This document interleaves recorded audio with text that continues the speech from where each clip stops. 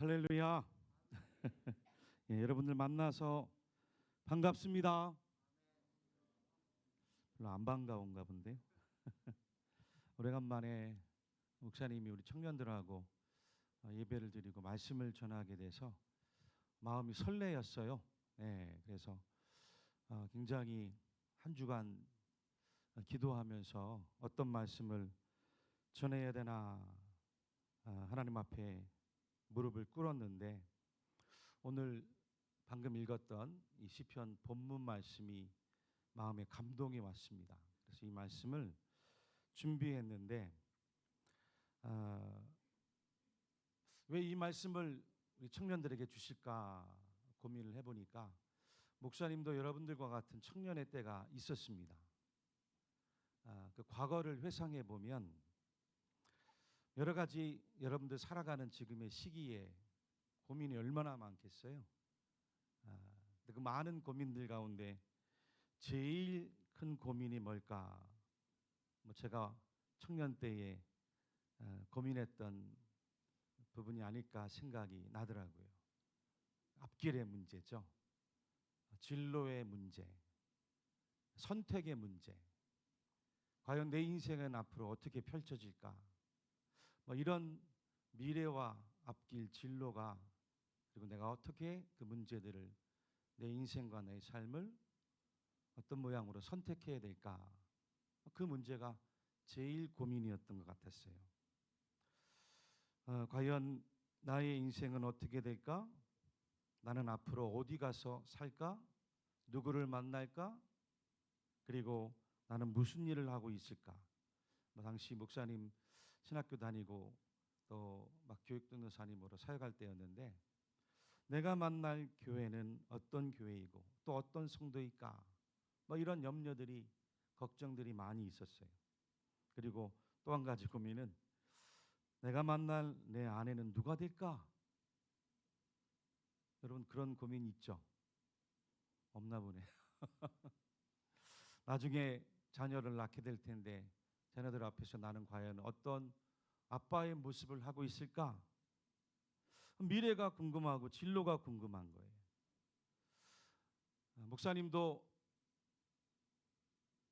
목사님의 가정이 넉넉한 형편은 아니었어요. 거기다가 아버님이 일찍 돌아가셔서 어머님이 고생하시면서 저를 키우셨는데, 신학교 입학해서 그러니 늘 아르바이트하고 학업과 또 여러 가지 생업을 병행해 가면서, 내 주위의 동기 목사님들, 전도사님들 바라보니까 좋은 장로님, 목사님, 또 권사님, 또 집사님 가정에서 좋은 환경 가운데 넉넉한 영적인 기도의 지원을 받고, 그렇게 사역하는 친구들을 보면 한편으로 부럽기도 하고, 왜 하필 나일까? 다른 사람도 많은데 왜 내가 이 길을 선택해서 가야 하는 걸까? 원망도 들더라고요. 하나님 원망하고, 또 가정도 원망하고, 절망도, 때로는 포기도 하고 싶었었어요. 모르긴 해도 이 가운데 청년의 시기를 겪고 있는 여러분들 가운데도 이런 고민이나 생각, 마음이 들 수 있는 형제 자매들도 있을 줄로 압니다.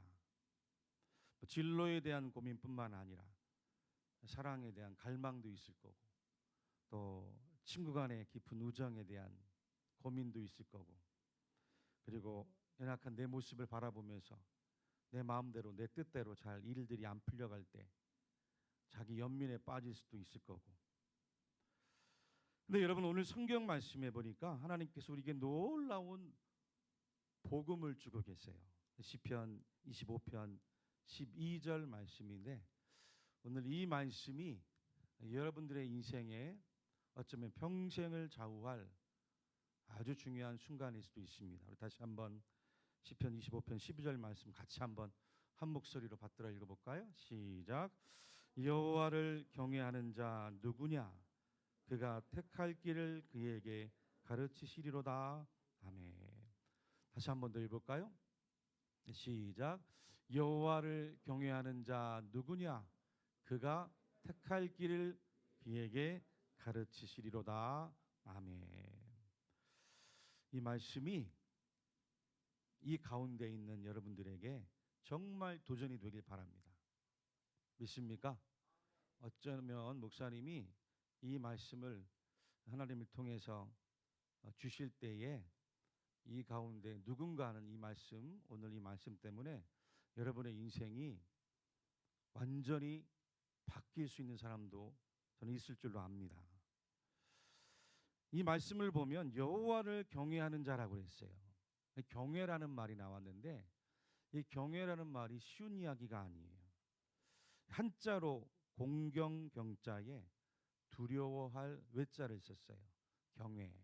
그러니까 공경하고 두려워하는 내 마음의 상태를 경외라고 그러죠. NIV 영어 성경에 찾아보니까 이렇게 번역을 했어요. Who then is the man that fears the Lord라고 있어요. 전반절만 번역을 했는데, 그러니까 거기서도 보면 경외라는 말을 fear라고 써요. fear. 여러분, fear라는 말은 무서워하다, 두려워하다라는 의미잖아요.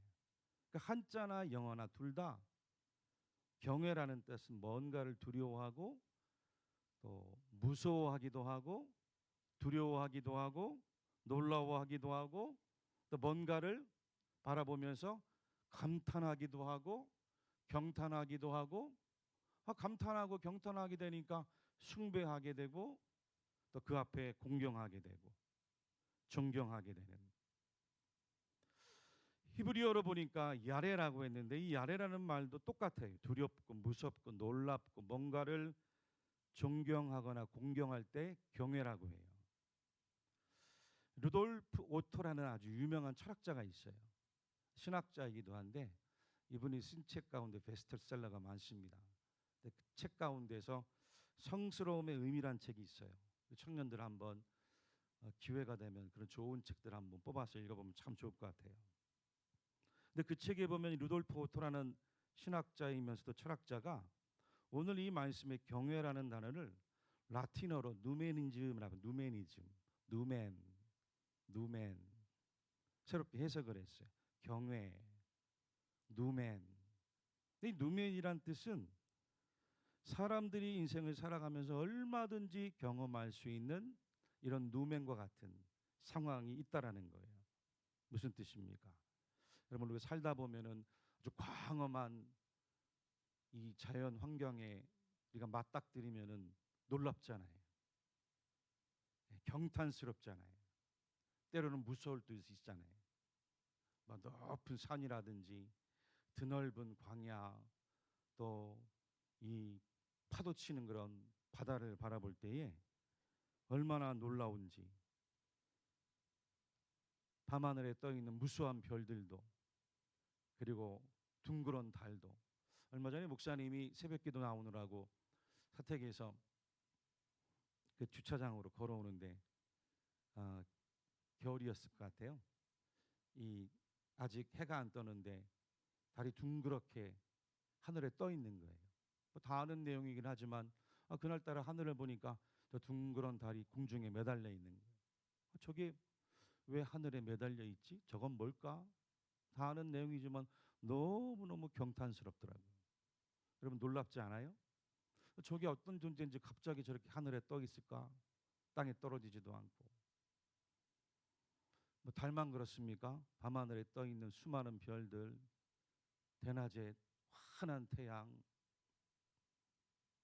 그 자연의 경외함, 누멘이 주는 인간이 경험하는 두려움이 있는 거예요. 경탄할 만한, 아주 탐복할 만한 그런 순간을 우리가 느끼더라는 거예요. 근데 자연 세계뿐만이 아니에요. 우리가 살아가는 인생이란 자체가 깊이 관조해 보면 우리가 다 알 수 없는 신비롭고 초월적인 순간이 굉장히 가득해 있어요. 내가 갑자기 살아가다가 나는 왜 태어났지? 나는 왜 살아가는 거지? 이 땅의 수많은 사람들 가운데 왜 나는 이 가정에서 아무개 엄마 아빠의 아들 딸로 가족으로 살아가는 거지? 옆에 여러분들 지금 누군가 앉아 있잖아요. 수십억의 인구 가운데 왜 하필 이 사람이 지금 내 옆에 앉아 있는 거지? 너무나 기가 막힌 거예요. 너무나 놀라운 거예요.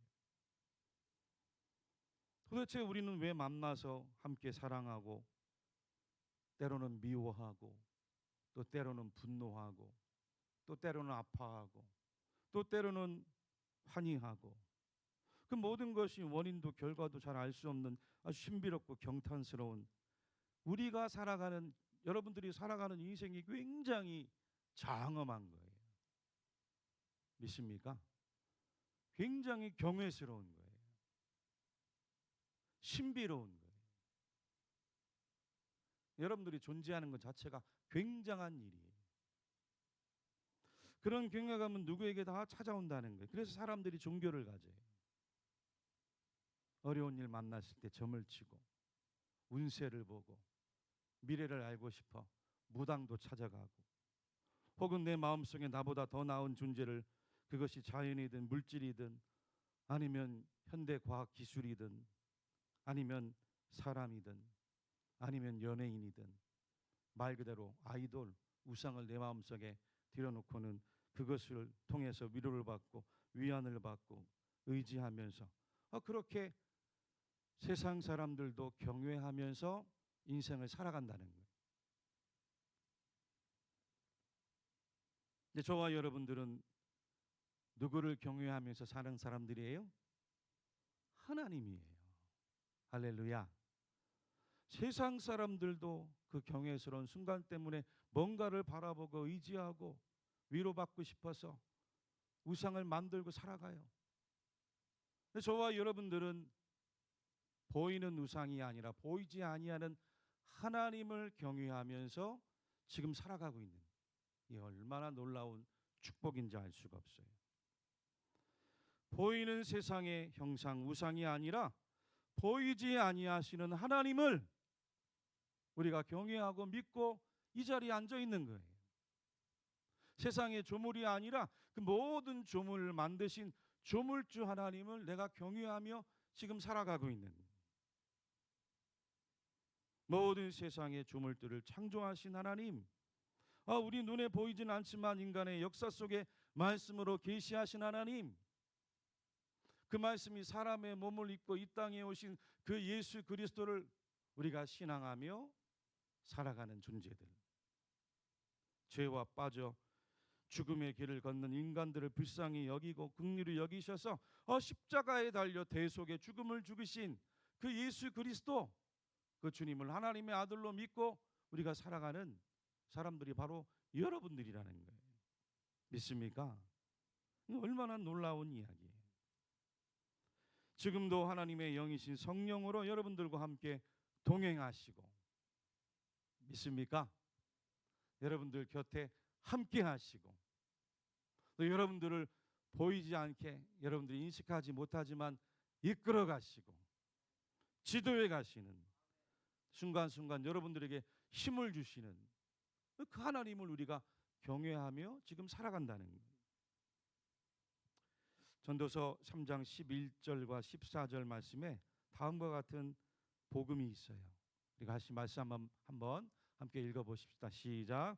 하나님이 모든 것을 지으시되 때를 따라 아름답게 하셨고 또 사람들에게는 영혼을 사모하는 마음을 주셨느니라. 그러나 하나님이 하시는 일의 시종을 사람으로 측량할 수 없게 하셨도다. 14절에는 이렇게 있어요. 14절도 읽어봅시다. 시작. 하나님께서 행하시는 모든 것은 영원히 있을 것이라. 그 위에 더할 수도 없고 그것에서 덜할 수도 없나니 하나님이 이같이 행하심은 사람들이 그 앞에서 경외하게 하려 하심인 줄을 내가 알았도다. 하나님께서 여러분들을 이끌어 가시는데 우리 생각에는 마치 하나님이 그냥 자동차에 있는 내비게이션처럼 쫙 여러분들의 미래를 그냥 한눈에 쫙 펼쳐줘서 이끌어 가시면 얼마나 좋아요. 근데 하나님은 절대 그렇게 인도해 가지 않았어요. 하나님은 여러분들을 순간순간 한 걸음 한 걸음 하나님을 경외하는 자들에게 함께 말씀하시고 보여주시고 깨닫게 하시면서 여러분들이 어떤 선택을 하나 하나님이 주목하시면서 여러분들의 선택을 굉장히 존중히 여기시고 함께 걸어가시는 하나님, 믿습니까? 이것을 알아야 돼요. 미국인이 가장 좋아하는 시인이 있죠. 여러분 로버트 프로스트라는 시인 알죠? 많이 들어봤을 거예요. 그 로버트 프로스트의 시인 가운데 가지 않는 길이나 아주 유명한 시가 있어요. 노랗게 물든 숲속에 두 갈래 길이 있었습니다. 난 나그네 몸으로 두 길을 다 가볼 수 없어 아쉬운 마음으로 그곳에 서서 한쪽 길이 덤불 속으로 감돌아간 끝까지 한참을 그렇게 바라보았습니다. 그리고는 다른 쪽 길을 택했습니다. 라고 시인이 고백을 해요. 그러니까 이 시인도 자기 인생의 선택 앞에서 고민을 했는데 이 길은 다른 길 못지않게 굉장히 더 아름답게 보였던 거예요. 수풀이 우거지고 아름다운 꽃이 피어있고 그 길을 자세하게 관찰하고 심사숙고하고 선택을 내렸어요. 근데 여러분 이 시인의 선택의 결과도 다음 구절에 이렇게 고백을 해요. 먼 훗날 어디에선가 나는 한숨 쉬며 이야기를 할 것입니다. 숲속에 두 갈래 길이 있어 나는 사람이 덜 다닌 길을 택했습니다. 그리고 그것이 내 인생을 이처럼 바꿔놓은 것입니다. 청년 여러분들, 여러분들의 인생에도 앞으로 아주 많은 다양한 선택의 기로가 있을 거예요. 지금도 그 선택하면서 무엇을 어떻게 선택해야 될지 고민하는 친구들도 있을 거예요. 근데 그 많은 선택의 갈림길에서 여러분들은 그 인생의 미래를 고민합니다. 여러분의 선택은 이 시인처럼 어쩌면 여러분들이 선택한 결과에 따라서 먼 훗날 여러분들의 인생을 굉장히 많이 바꿔놓을 수 있는 선택도 할 수 있어요. 성경 잠언 16장 9절에 사람이 마음으로 자기의 길을 계획할지라도 그 걸음을 인도하시는 이는 여호와시니라 말씀을 우리에게 하고 계세요. 그러니까 우리가 어떤 선택을 하든 우리는 그 미래를 다 알 수 없어요. 그 선택의 결과도 우리는 알 수 없습니다. 그래서 미래가 두렵고 앞길이 두렵고 또 나의 선택이 가져다 줄 결과가 두려워서 주저하는 사람이 있어요. 그리고 좀 더 편한 길을 가려고 해요. 남들이 따라간 길, 그 길을 선택하며 가는 사람도 상당히 많아요. 보다 익숙한 길, 편한 길, 사람들한테 비난받고 싶지 않은 길, 그 길을 선택하는 순간도 얼마나 많은지 몰라요. 근데 여러분 여기서 중요한 것은 그것은 나의 생각, 나의 느낌, 나의 의지보다 나의 두려움보다 먼저 하나님을 경외하고 아멘. 하나님을 경탄하고 아멘. 하나님을 공경하고 하나님을 존중하고 하나님께 예배하고 하나님의 뜻과 생각이 어디 있는지 물어보고 기도할 수 있는 그런 경외하는 사람에게 하나님께서 길을 보여주신다는 거예요. 믿습니까? 하나님의 인도함을 받을 수 있다는 거예요. 오늘 본문 시편 25편 12절에서 표준 세번역 성경은 이렇게 번역했어요. 주님을 경외하는 사람이 누굽니까? 그가 선택해야 할 길을 주님께서 그에게 가르쳐 주실 것입니다. 이 고백이 누구의 고백인지 알아요? 다윗의 고백이에요. 다윗의 고백. 다윗도 너무나 잘 알고 있는 거예요. 여러분 다윗이 파란만장한 생애를 살았잖아요. 어린 나이에 골리앗을 쓰러뜨리면서 일약 슈퍼스타가 됐잖아요. 아이돌이 됐잖아요. 대박 나는 줄 알았어요. 사울 임금의 사위가 됐어요. 성공한 줄 알았어요. 근데 나중에 그 사울 자기 장인한테 시기와 질투를 받을지 누가 알았어요. 그리고 10년 동안을 광야로 나가서 도망자의 삶을 살아가요. 나중에 사무엘 선지가 예언하고 기름 부은 대로 사울왕에 의해서 왕에 올랐지만 또 얼마나 치열하게 전쟁터에서 싸우며 살았어요. 백전백승했어요. 그때 성경에 보면 다윗이 전쟁하는 가운데 하나님 어떻게 할까요? 가야 됩니까? 말아야 됩니까? 그 전략과 전술을 짜는데 하나하나 기도하면서 성령의 감동을 받았다고 했어요. 백전백승했어요. 그런 다윗도 나중에 모든 일이 너무 잘 되고 평안하니까 그만 그냥 자기 충직한 신하의 아내를 간음하잖아요. 씻을 수 없는 큰 치욕을 경험하지 않습니까? 나중에는 그 일 때문에 아들한테 왕권을 찬탈당하고 도망자를 또 살아가고, 그런 모든 상황을 다 경험해 본 다윗이, 우리가 잘 아는 요셉이라는 사람도 얼마나 대단한지 알 수가 없어요. 여러분, 요셉이 어린 나이에 꿈을 꿨는데 그 꿈 때문에 요셉의 인생은 굉장한 시련을 당하죠. 여러분들 꿈을 꾸십니까? 꿈이 있어요? 꿈이 있잖아 다. 꿈만 있으면 뭐해?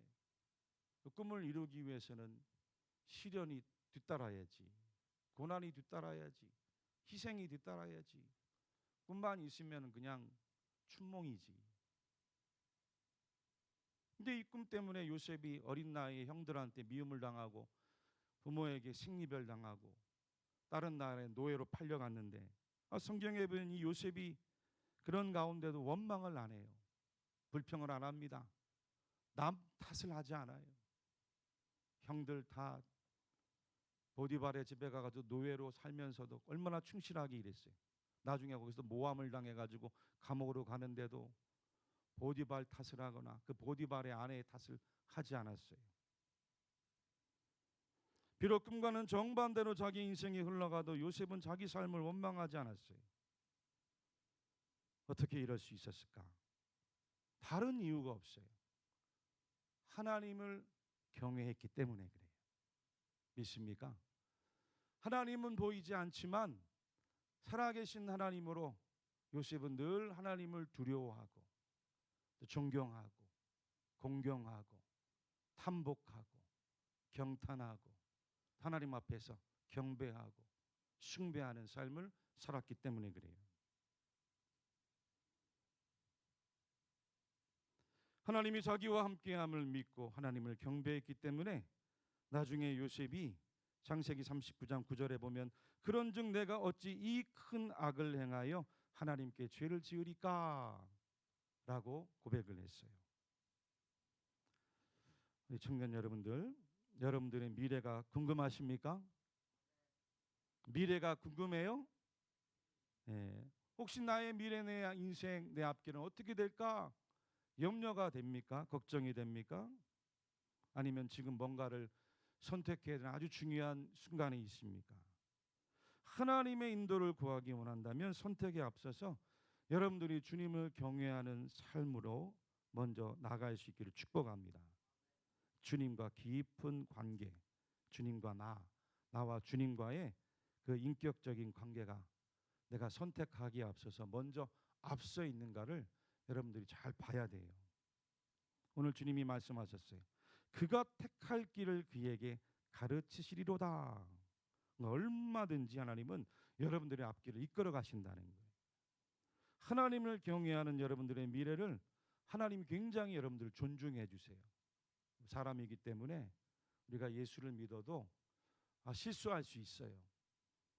다윗도 넘어졌는데 요셉이라고 다 잘했어요. 실수할 수 있어요. 때 실패할 수도 있고 또 죄질 수도 있고, 우리가 하나님을 경외하는 자리에 늘 예배하면서 또 여러분이 기도하는 자리에서 하나님 말씀을 가까이 하는 자리에 있으면 하나님이 그런 순간에도 여러분들과 함께 하세요. 믿습니까? 여러분들의 앞길을 하나님이 이끌어 가세요. 여러분들의 미래를 하나님이 앞장서 이끌어 가세요.